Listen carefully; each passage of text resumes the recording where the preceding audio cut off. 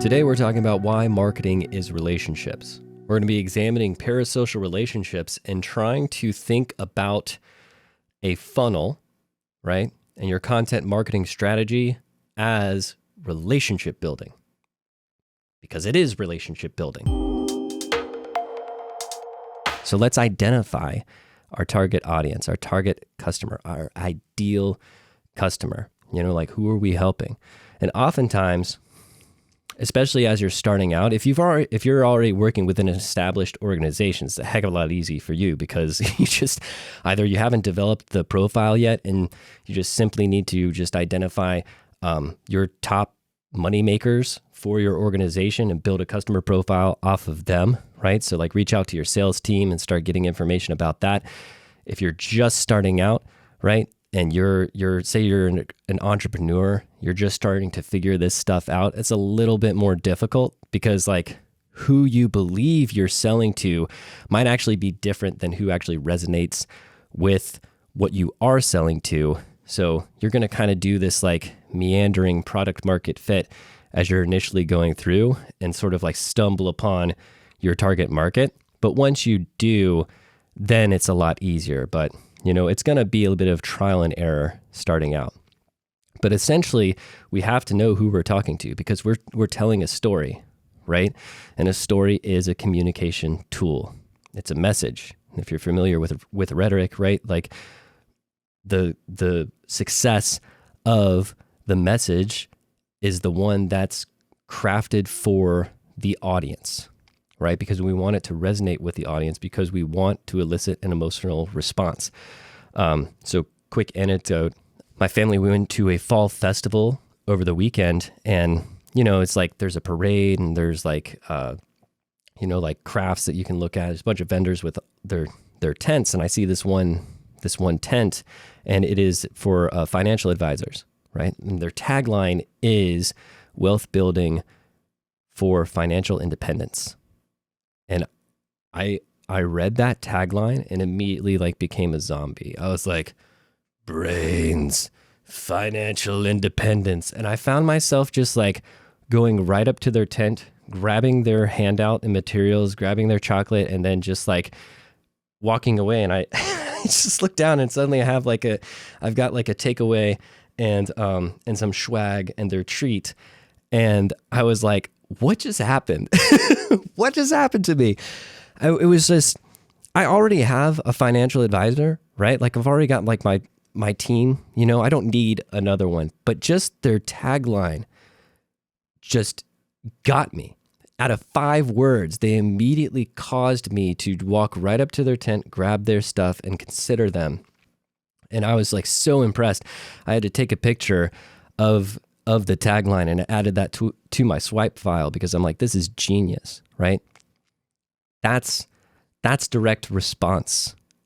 And so what you have to understand is that there is no war. And so please, for the love of God, stop listening to other people who keep telling you branding versus marketing, marketing versus branding. Like it's a war, like it's a fight, like that's nonsense, right? Like there is no war between branding and marketing. If your branding is not designed to elicit a response, it's bad branding. It's bad branding. If using marketing from a promotional context, if your marketing does not look together, is not unified, is not communicating a cohesive story and a cohesive message, then it ends up looking like sleazy, scammy marketing. And we just regard that as sleazy and scammy. Okay? Like we're not trying to do either of that. So let's not consider it a war. Like we do want to elicit a response because we're communicating a message for a specific individual. It's designed for them. It's intended to resonate.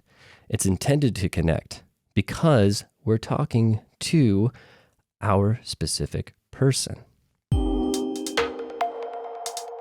And so we're going to craft this character, this person, so that way we can paint a bigger picture for ourselves to understand who we're talking to. I usually have things in 5 different buckets. So the first bucket, these 5 buckets are your demographics, sort of like what they're like, what their driving desire is, what their pain points are, and their current topic knowledge. So their demographics, that's just a generic demographic sketch. Their age range, gender, location, job title,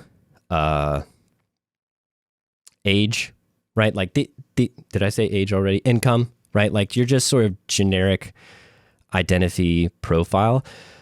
But once you have that, that's still like you're guessing.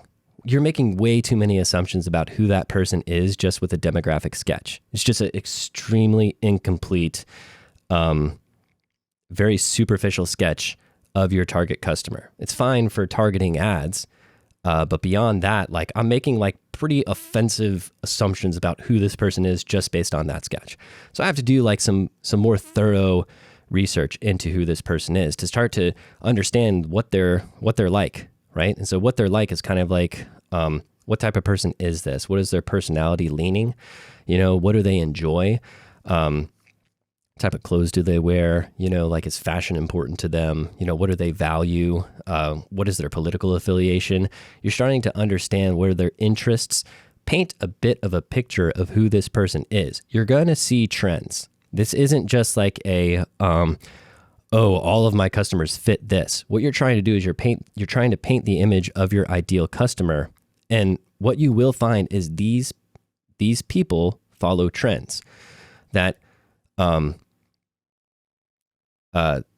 just going to notice that like people who tend to sort of like a specific style, dress a specific way, are into the same types of things, right?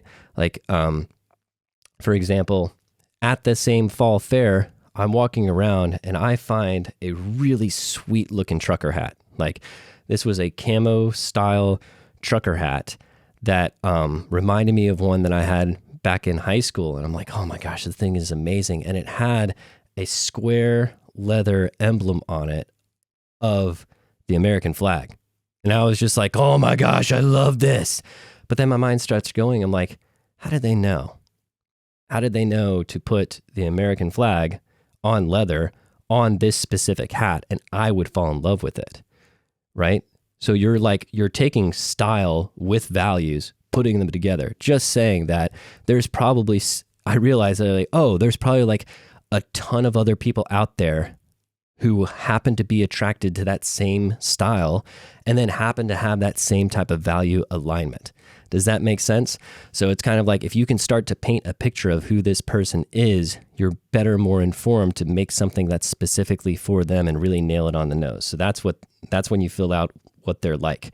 Because what they're like, demographics are going to help you really target your content, target your ads. What they're like is going to help you understand like the tone, style, feel that you design your stuff for. Then you get into what is their driving desire. So talked about this a lot before, but every character, we are all on a journey. We're all basically on our own personal quest, and we are going through life, moving our way towards a specific goal. Those goals may change, right, depending on what season of life we are in. But that's how we're moving through life. We're going towards a goal, and so we want to identify what is that driving desire? What is this person hoping for? What is their ideal dream state? Because the ideal dream state, and it's kind of like what gets them out of bed in the morning, like what are they hoping for? And so there's a couple different levels. There's almost like a hierarchy of dreams that people have. It's like, okay, here's my ideal dream state. But then beneath that are just sort of like positive goals that I would like to happen and to achieve, whether within my life or within my job. Okay. And these should all, at this point, the remaining things, the driving desire, the problems, and the topic knowledge should be relevant to your service, your product and service that you're offering to them. Okay. So you should be asking these things within context of what you're offering to them. So I talk about cameras a lot because I'm a filmmaker dude. So within the heart of every single filmmaker is that dream to be a Hollywood director. That's why every single one of them starts, right? None of them start because they just want to film like depositions Okay. No one is like waking up in the morning and being like, oh man, I want to film a deposition. Like, no, like every single one of us started because we wanted to be like Steven Spielberg or whatever popular director was popular at the time that they began that journey. Okay. And then it's kind of like a slow fall off of dreams along the way until you get to like the really rare people who actually make it. Oh, painful, but true. So that's the driving desire. But along that, like there's more realistic, manageable goals that one can achieve as well throughout that. It's just basically, it's like, why are they doing that? What gets them out of bed in the morning? Then you've got pain points, right? So like obstructions, frustrations that happen within their day-to-day that prevent them along the path of reaching these goals. Also within the pain points are, what does life look like if you don't reach that goal? So you're starting to really understand like, what are the problems that they face? What are the frustrations that those cause? How does that impact that person emotionally? How does that impact them psychologically? What primal identity fear does that scrape up for them when they encounter that thing? Those very deep irrational fears, things that circle around life and death, security, morality, things like that are directly related to these problems. That's why we really freak out about stuff. Like, when we blow up about something that's really tiny, it's like you're trying to identify what is that. And then you identify what is their topic knowledge. What do they currently understand about what you do? Do they understand that they even have the problem that you solve? Do they know the problem that you solve, but they don't understand that you solved that problem for them, right? It's like, how much do they know about what your focus is within? And then, so now you've got a fairly good picture of who your customer is. And now you can start understanding like what is going to be required to bridge that gap, that essentially that knowledge gap between who they are and where you are. And bridging that gap is kind of like through a process of reverse engineering. Okay, if they're starting at A, how do we map their journey so they end at Z? Or where does their journey with us take them to? How do we transform them? So that's now the promise that we're offering to them.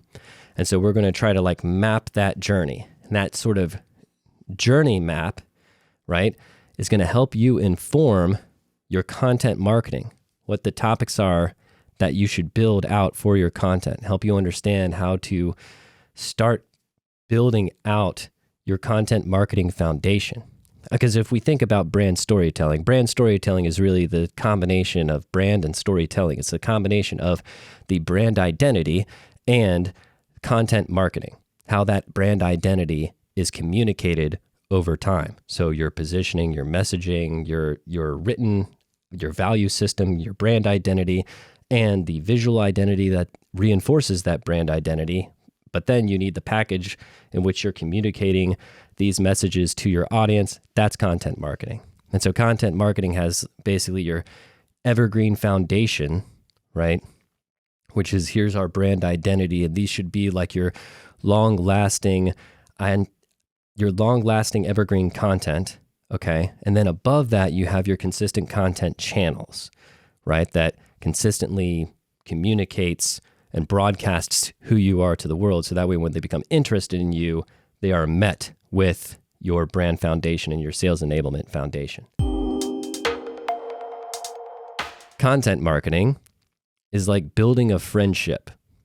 You're basically coming on soft. It's a very long, extended process. However, that process is going to attract significantly more people than direct sales, because not everybody is going to be ready for that level of engagement that quickly. So sales is just trying to onboard the people who are ready, who you can help immediately. Content marketing is to build relationships over time. And then also you're spreading your reputation. You're building your brand equity. So it's going out across more people. Okay. And so that works like friendships. because you tend to have more friends than you do intimate relationships. So, what are the stages of friendship? It's actually like pretty difficult to find an assessment, like a sort of like process of stages of friendship. So this is the McNabb storytelling stages of friendship. Okay. You've got the people who don't exist. All right. So these are people that you have no idea they even exist. You have no clue. Then after non-existence are your randos. So randos are just random people who you, for the first time, you have just now been introduced to them, but they're randos, right? So this is like that's your like kind of sphere of unknown, right? Then you move into your sphere of familiarity. That's when you get to your wave friends. So these aren't quite acquaintances yet, but you remember their face and they have a nice face and you kind of smile at them when you see them and you wave at them when you see them. So that's who these people are. You could have a wave friend for a very long time. There are wave friends out there that you have never spoken to. You don't know their name, have no idea, right? No clue. They're simply a wave friend. When someone moves from a wave friend, beyond that, they get into the realm of acquaintance. You may know their name or you might not know their name, but you talk to acquaintances, right? So it's a step above a wave friend where you can actually like have a sentence, have a couple of moments of interaction with them, but you may or may not even know their name. Okay. So that's the acquaintance, right? So that's their level of familiarity though, because you kind of understand, these people are alive and exist, but you're friendly with them, but they're not a friend yet because they're sort of like in that awareness stage. Then you move down. Now you get into casual friends.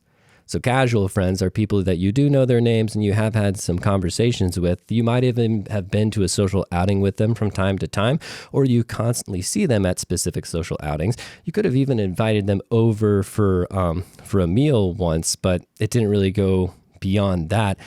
These now become casual friends. You will stop and you will have extended conversations with them, but they're all fairly superficial conversations because it's casual. Then you move down into actual friends. These are people that you see regularly, that you enjoy, you like being around them, but there's no level of intimacy with them, okay? You could see them a lot, but you just, you're not going to open your heart to them, or you have not yet opened your heart to them. They're just a friend. Then you get into your inner circle area. So there's two levels of your inner circle area. There's close friends, okay? And then, so these are people that you trust, that you roll with, that they're constantly there whenever you invite a group of people. They're the people on your list. Like these are your go-tos. You will call them. You will have conversations with them. They are close friends. And then beyond close friends, you have your confidant or your best friend. And your confidants and best friends are the ones that you do life together. You share your most intimate details of your life with. They are your confidant and most trusted friend. There's a relationship that is formed between us and online personalities and between us and brands called parasocial relationships. Basically, how we feel about that person is we believe that they are our friend.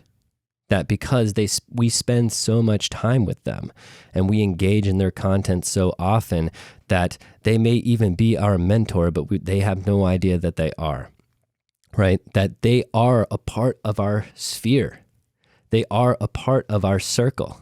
They may even have at this moment become part of our inner circle because they have made such an impact on our lives, but yet they themselves have no idea about this.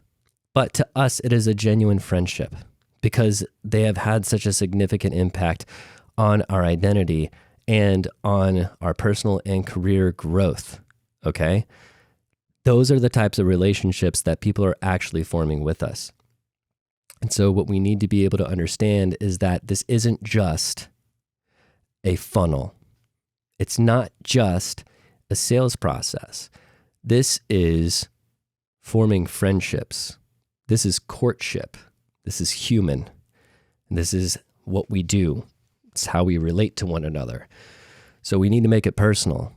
So we have to understand who we're talking to, what they care about, and start shaping that person and understanding that that person is real because it's you, right? It's me. It's the person engaging with your content, that's an actual human being. It's not just like a number of your clientele. It's not a number of your customers. It's not just a number of your followers. It's an actual individual, right? And we want to form a strong relationship with that person. And so we want to think then and realize that marketing itself is relationship building, that the relationships that we're building with people are parasocial relationships, that they are actual authentic relationships, that how I engage with specific mentors of mine, like, to be quite honest, and it's kind of weird to admit this. It is weird to admit this because it makes it feel strange, because we start actually understanding like the strangeness of the world that we live in, right? Where everybody can create their own media, but that like the people who have had some of the most significant impact on my personal and career development have no idea I even exist. That I have found their name, right? Let's just, for example, Gary Vaynerchuk, okay? His name has popped up.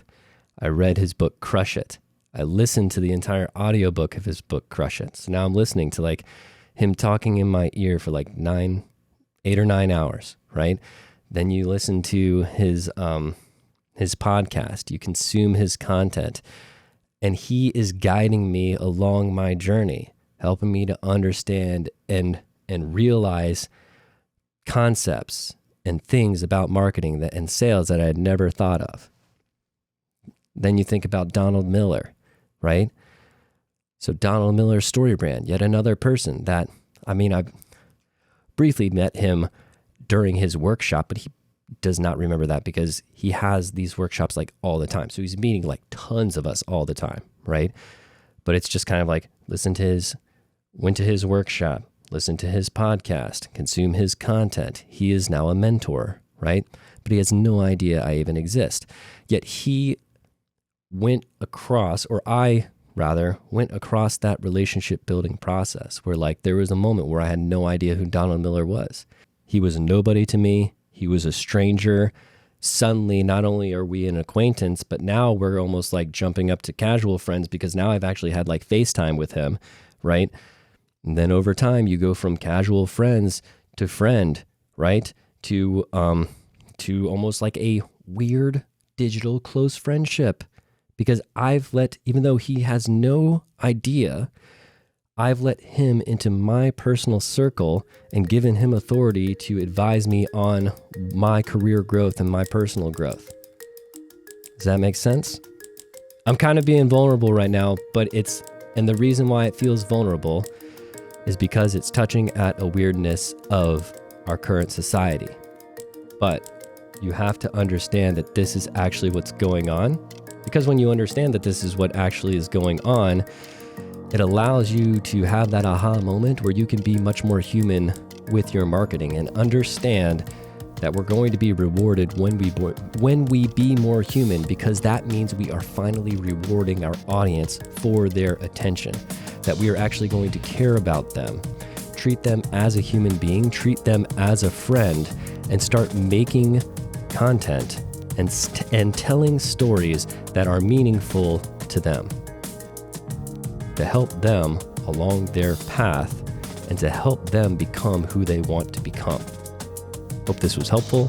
If you guys have any questions, as always, you can find me on Instagram and on Twitter @Storytelligent, and I will see you in the next one.